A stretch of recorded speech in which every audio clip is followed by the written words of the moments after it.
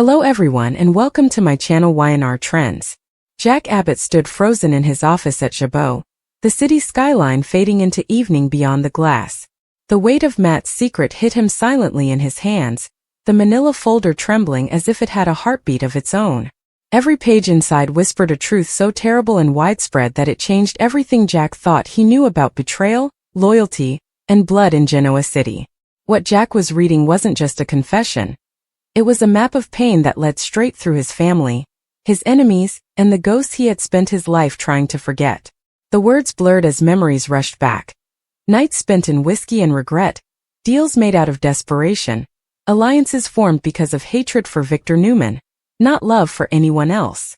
Now line by line Matt's past was coming out, revealing that the man Jack thought he understood, the one he once saved, used and underestimated, had been pulling strings long before Jack's first war with Victor truly began. Back when secrets were shared in back rooms and power was bought with silence rather than money, Matt was always there, lurking in the background like a shadow Jack never noticed until it stepped into the light and spoke his name. Jack's breath caught as he read about a night 25 years ago when a young, scared Nikki was followed, manipulated, and nearly destroyed. Not by Victor as history said, not by some unknown predator, but by Matt himself. He had set up the chaos that tied Nikki to Victor forever, creating a marriage built on trauma and control. Jack's hands clenched as rage surged because this meant everything Victor had built, his family, his victories, even his cruelty, had been shaped by Matt's hidden hand. Worse, it meant Jack had unknowingly played his part too, as a pawn and an accomplice by not speaking up. The file showed how Matt had given Jack information years later, pushing him toward decisions that made his feud with Victor worse, making sure Jack was too focused on revenge to see the real enemy moving between them. Jack staggered back, hitting his desk as the truth hit him. He had been led to every devastating loss, every failed marriage, every betrayal by someone he trusted, every time he thought fate or Victor had broken his life. All of it had been guided by Matt's plan. The room seemed to shrink around him as he read about Diane, how Matt had orchestrated her disappearance, not because of love or loyalty, but because her survival would have uncovered him years earlier. Jack's chest burned with guilt and anger because Diane's death, or what everyone thought was her death, was no accident. It was collateral damage in Matt's quest for power. The words got darker as he turned the page, finding proof that Matt wasn't just a schemer. He was a killer. He was responsible for the deaths that had haunted Genoa City for years, deaths blamed on accidents, suicides, or Victor's influence. Yet here were dates, names, bank transfers, and silences bought with money. Jack whispered "my God" as he saw a familiar name, John Abbott, not as a victim but as a threat. Matt had targeted Jack's father, weakening him through scandals and betrayals. Jack felt something inside him break because this wasn't just about business or rivalry anymore. It was about blood, about a father lost too soon, about a son who had been used like a puppet while believing he was in control. The file kept going, revealing that Matt's hatred for Victor wasn't just about morals. It was envy, a childhood humiliation tied to a secret adoption, a stolen identity, and a crime buried so deep only Matt remembered. Jack's stomach churned as he realized Matt had built his whole life around destroying Victor by breaking everyone Victor loved, including Jack. Jack was the perfect weapon, the perfect distraction, the perfect rival to keep Victor looking the wrong way. The irony hit like a knife as Jack remembered all the times he had told himself he was fighting for his family, for justice, for love. In reality, he had been helping Matt's plan. Jack slammed the folder shut, then opened it again, unable to look away. The final pages were addressed to him, Matt's handwriting mocking and personal, confessing that Jack had always been his greatest creation, the hero who never realized he was dancing to someone else's tune. Jack's vision blurred with tears of rage as he read the final line, which promised that even now, even with the truth out, Matt's revenge wasn't over. Secrets once revealed don't free the guilty, they destroy the innocent. Jack knew with a sick feeling that this truth, once spoken, would destroy lives, Nikki's fragile recovery, Victor's already broken family, Kyle's faith in his father, the fragile peace Jack had fought so hard to build. He pressed his palm to his chest to steady his racing heart. The greatest shock wasn't that Matt had done all of this. It was that deep down, part of Jack had always sensed it, had felt the strings on his wrists and ignored them because the lie was easier than the truth. Now the question thundered in his mind louder than any accusation Victor had ever hurled at him. Was Jack Abbott strong enough to tell the truth, knowing it would destroy everyone he loved? Or would he do exactly what Matt knew he would do? Protect the people he cared about by becoming the villain himself? As the city lights flickered outside, Jack stood alone with the secret that proved once and for all that the greatest enemy in Genoa City had never been Victor Newman. Was the man Jack had trusted, defended, and helped unleash. The realization settled like a death sentence.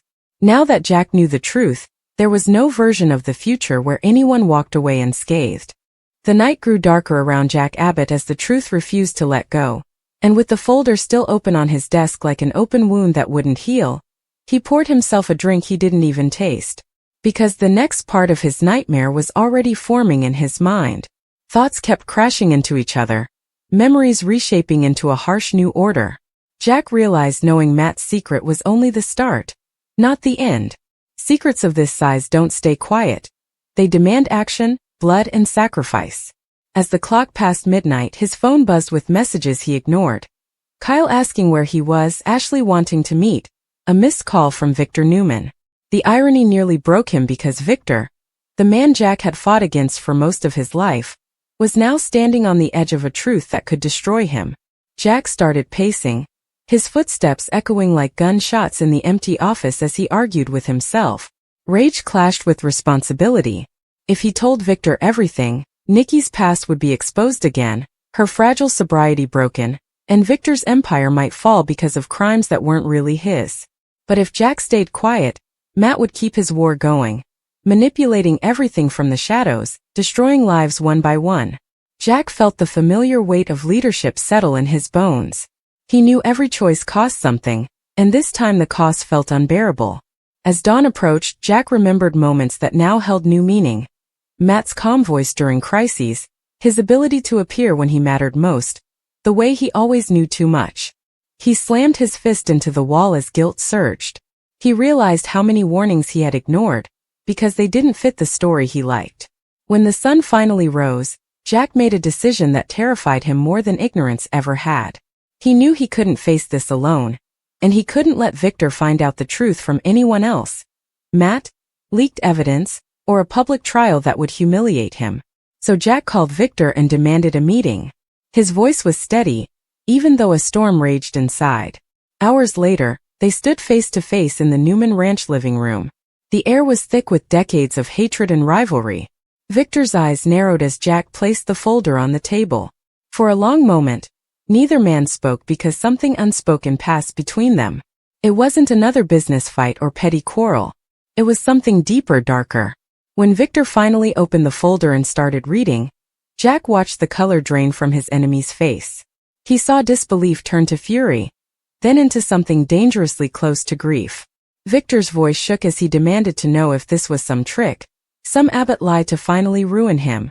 Jack met his gaze without flinching. For the first time, he wasn't fighting Victor. He was standing beside him on the edge of a shared abyss. As Victor read about Nikki, about the manipulation that tied her to him, about the moments in his life that had been engineered to make him ruthless, his hands trembled. Jack felt the weight of his decision crushing him. He had released a truth that couldn't be contained again. When Victor finally looked up, his eyes were filled with pain Jack had never seen.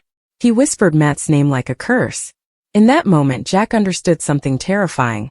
Victor Newman, wounded and unsure, was more dangerous than Victor Newman at war. The next hours unfolded like a slow-motion disaster as Victor demanded names, proof, and timelines. His mind was already planning revenge, justice, or annihilation. Jack tried to stop him from acting too fast, from exposing Nikki before she was ready, from turning this into a bloodbath that would hurt everyone. But even as they argued, events were spiraling out of their control. Elsewhere in Genoa City, Matt felt the shift, the subtle tremor that told him his secret was no longer safe.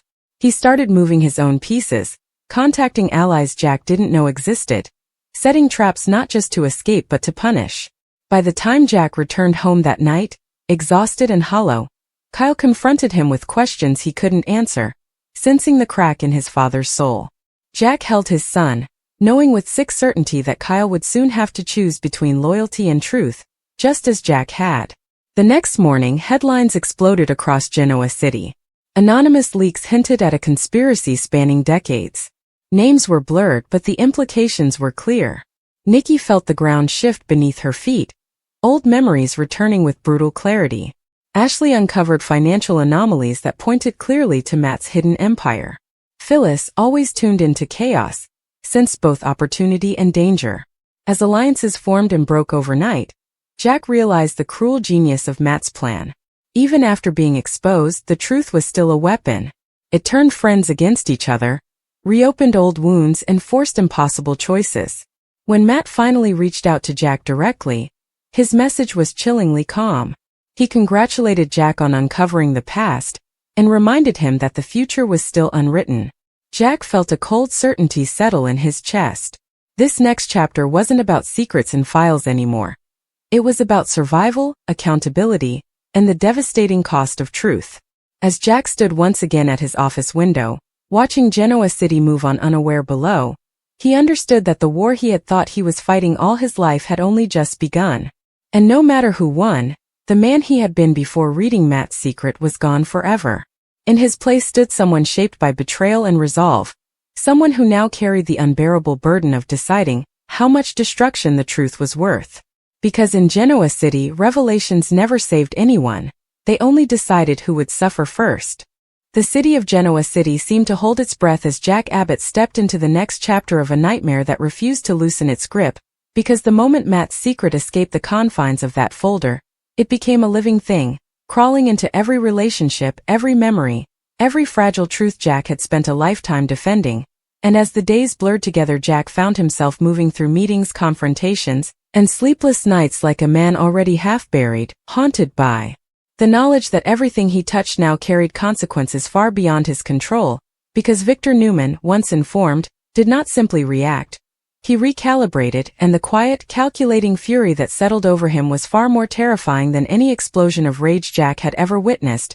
As Victor began tracing Matt's influence through decades of business deals, political favors, and buried scandals, uncovering a network so vast that it implicated names Jack had never imagined, including judges, doctors, and former allies who had shaped Genoa City from behind the scenes, and every new discovery felt like another brick removed from the foundation of their world, because the past was no longer fixed, it was shifting, reshaping itself with every revelation, and Nikki, sensing the tension even before the full truth reached her, began unraveling in quiet, devastating ways. Her hands trembling as she poured coffee she forgot to drink, her eyes distant as memories resurfaced uninvited. And when Jack finally sat across from her and told her what Matt had done, not sparing her the details but choosing honesty over mercy, her silence cut deeper than any scream, because the realization that her life, her marriage, her pain had been engineered by a man she barely remembered shattered her sense of agency, and Jack watched helplessly as Nikki's strength warred with her trauma, knowing that even the truth could feel like another violation. And meanwhile Kyle began asking questions. Jack could no longer deflect, piecing together fragments from overheard conversations, leaked headlines, and Victor's uncharacteristic restraint. And when Kyle confronted his father demanding to know whether the Abbotts were complicit in something unforgivable, Jack felt the familiar ache of generational guilt, because the sins of fathers had once again become the burden of sons, and Jack confessed just enough to fracture Kyle's certainty without destroying it. Yet the look in Kyle's eyes made it painfully clear that trust, once cracked, never returns whole. And as the Abbott family struggled to remain united, Ashley uncovered proof that Matt had siphoned money through shell companies tied directly to medical facilities, including the hospital where Nick Newman had died, and that revelation ignited a firestorm, because it suggested that Matt's reach extended into life and death decisions, into moments that should have been sacred. And when Victor learned this, the line between justice and vengeance vanished completely, as he vowed not just to expose Matt but to dismantle him piece by piece, regardless of collateral damage. And Jack found himself standing in opposition once again, not as a rival but as a reluctant conscience, pleading with Victor to consider the innocent lives that would be destroyed by a scorched earth approach, yet knowing even as he spoke that Victor Newman had never been a man who spared enemies once they revealed their throats. And while the titans clashed behind closed doors, Matt made his move, resurfacing publicly for the first time in years with a calculated appearance that shocked Genoa City, presenting himself as a victim of conspiracy, a man betrayed by former allies, and his performance was flawless, sowing doubt just long enough to fracture public opinion, because Matt understood something Jack now grasped too late, that truth alone is powerless without belief, and belief can be manipulated.